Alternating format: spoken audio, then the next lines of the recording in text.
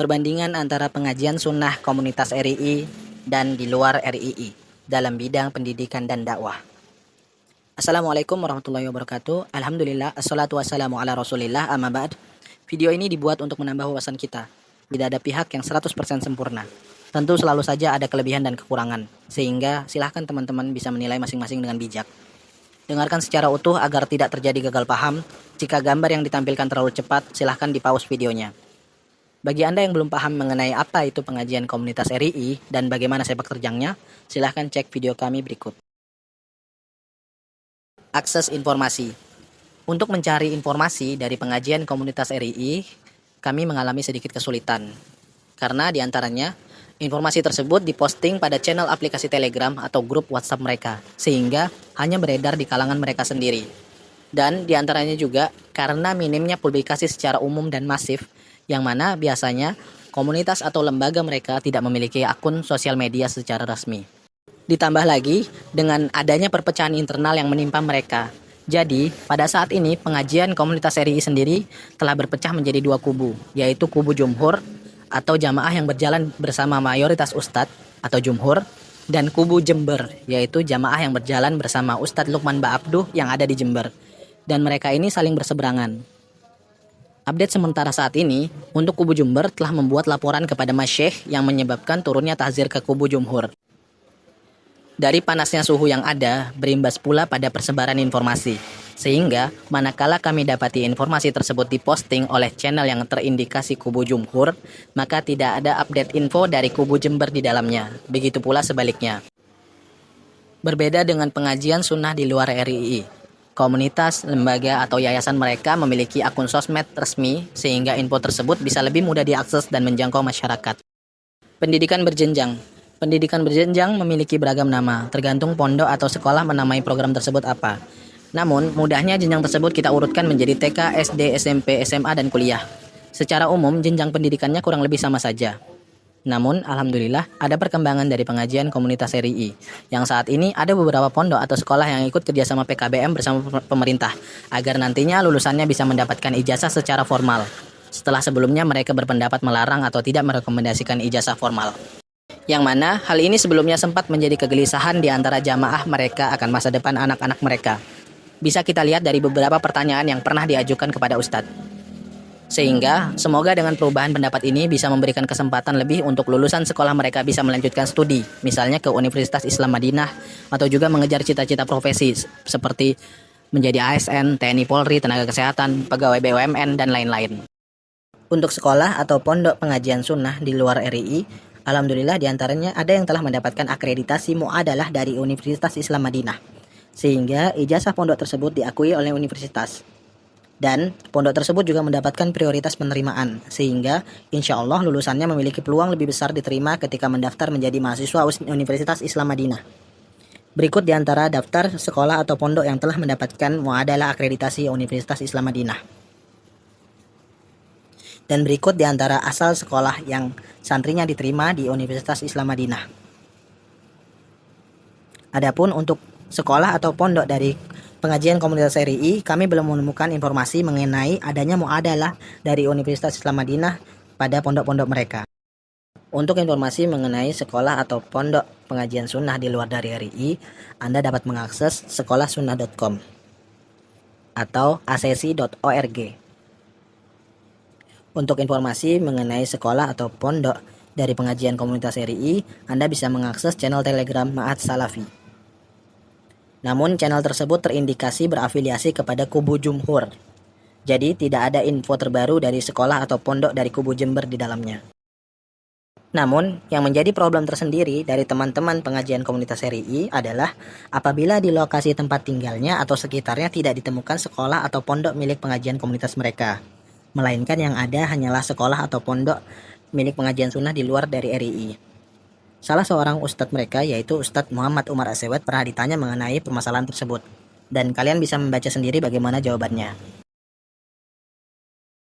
Sedangkan untuk jenjang perkuliahan, alhamdulillah ada perkembangan dari pengajian komunitas RII, yang saat ini telah memiliki rujukan kampus dengan pendidikan setara S1, yaitu Ma'had Ali Nurus Sunnah Tegal. Untuk pengajian sunnah di luar RII, Untuk jenjang perkuliahannya alhamdulillah memiliki banyak sekali rujukan kampus. Di antaranya STDI Imam Syafi'i Jember, STAI Ali bin Abi Thalib Surabaya, STAI As-Sunnah Medan, STIK Zat Cianjur, dan lain-lain. Ada pula perkuliahan yang berbasis online, nanti akan dibahas pada tema yang selanjutnya. Pengajar atau ustadz. Untuk pengajar atau ustadz, baik dari pengajian komunitas RI atau pengajian sunnah di luar dari RI, secara umum background pendidikannya kurang lebih sama saja, yaitu terdiri dari lulusan Madinah, lulusan Saudi, alumni Darul Hadis Yaman, dan lulusan kampus atau pondok lokal.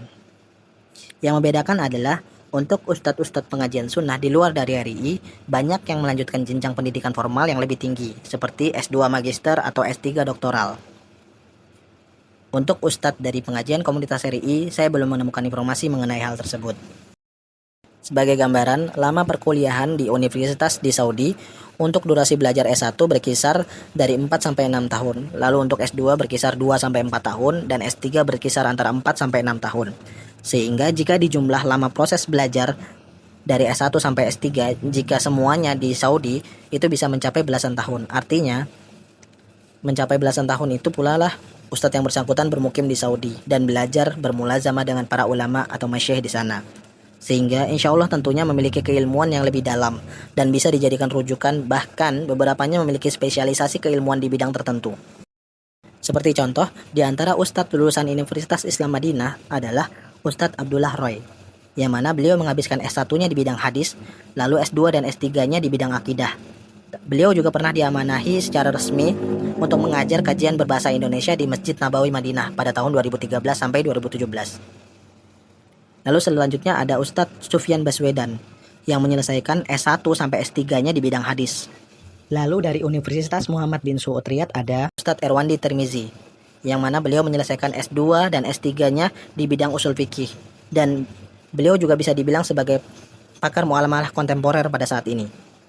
Dan banyak lagi ustadz-ustadz yang lainnya, yang mana ketika beliau-beliau ini pulang kembali ke Indonesia, di samping mengajarkan ceramah-ceramah agama, mereka juga dipercaya menjadi dosen di beberapa perguruan tinggi.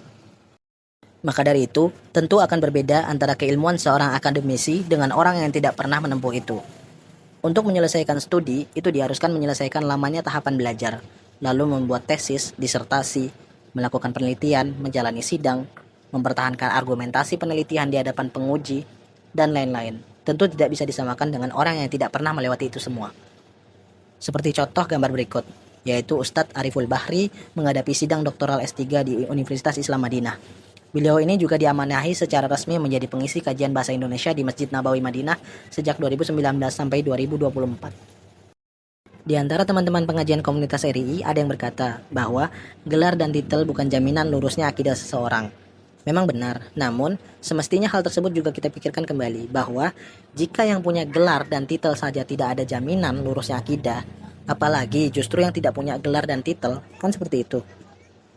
Dalam hal duniawi saja, kita akan lebih yakin dan berprasangka baik dengan dokter yang memiliki sederet gelar di namanya, dibandingkan seseorang yang mengaku sebagai dokter namun tidak memiliki gelar dan tidak diketahui secara pasti riwayat belajarnya. Apalagi kalau seseorang tersebut memiliki kebiasaan buruk, yaitu suka ngomongin orang. Ada pula dari mereka yang mengatakan bahwa ada juga kok lulusan Madinah yang nyeleneh atau menyimpang. Ya memang benar demikian.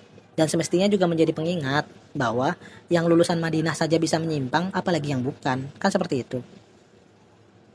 Ya intinya selalu saja ada cara dari mereka untuk berusaha menjatuhkan kredibilitas ustadz-ustadz sunnah selain daripada kelompoknya. Meski ustadz tersebut berada di daerah terpencil sekalipun dan tidak terkenal sekalipun. Yang berkesimpulan pada intinya adalah ustadz tersebut tidak layak diambil ilmunya menurut versi mereka. Karena rumusnya, sebaik apapun seseorang, kalau tidak bergabung atau berjalan di barisan mereka, maka ya tetap tidak dianggap, sebagaimana konflik internal yang terjadi pada mereka. Kembali ke topik pembahasan, di antara perbedaan dari Ustadz Sunnah di luar dari pengajian komunitas RI adalah di antaranya sudah ada yang memiliki sertifikasi dai dari MUI, seperti contoh Ustadz Ali Musri, lalu Ustadz Rehanul Bahrian. Ini mengisyaratkan bahwa alhamdulillah Ustadz Sunnah bermanhaj salaf di luar dari komunitas RI mampu menjawab arahan pemerintah tentang sertifikasi dai, dan juga menjadi bukti bahwa mereka memiliki kompetensi dan tidak membawa paham yang menyesatkan atau radikal. Untuk ustadz dari pengajian komunitas RI, saya belum menemukan informasi mengenai hal tersebut. Selanjutnya, di antara perbedaan dari ustadz pengajian sunnah di luar dari komunitas RI adalah mereka memiliki forum diskusi ilmiah untuk membahas permasalahan hukum Islam. Forum tersebut bernama Sidang Dewan Fatwa Al-Irsyad, yang mana forum tersebut mengumpulkan beberapa ustadz akademisi dengan spesialisasi keilmuan masing-masing untuk membahas sebuah permasalahan hukum Islam. Tentunya, ketika membahas sebuah permasalahan dengan bersama-sama akan lebih berpeluang mendekati kebenaran dan menghindari kesalahan dibandingkan berpendapat secara pribadi atau bersendirian. Hasil sidang Dewan Fatwa ini pun bisa didownload dan dipelajari untuk menambah keilmuan dan diterapkan dalam kehidupan. Berikut linknya. Untuk ustadz dari pengajian komunitas RI, saya belum menemukan informasi mengenai hal seperti ini. Mungkin ada juga sih forum yang berkumpulnya para ustadz. Cuman mungkin bedanya yang dibahas permasalahan fitnah. Wallahu a'lam. Kelas online intensif. Kelas online intensif adalah kelas pembelajaran secara online yang pembelajarannya secara sistematis atau bertahap.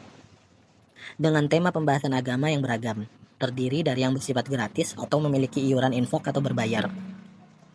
Adapun sistem iuran atau berbayar biasanya dibuat agar peserta lebih serius, komitmen, dan bersemangat mengikuti kelas hingga selesai, dan mereka tidak bergampangan berhenti di tengah jalan, dikarenakan mereka sudah membayar untuk mengikuti kegiatan tersebut.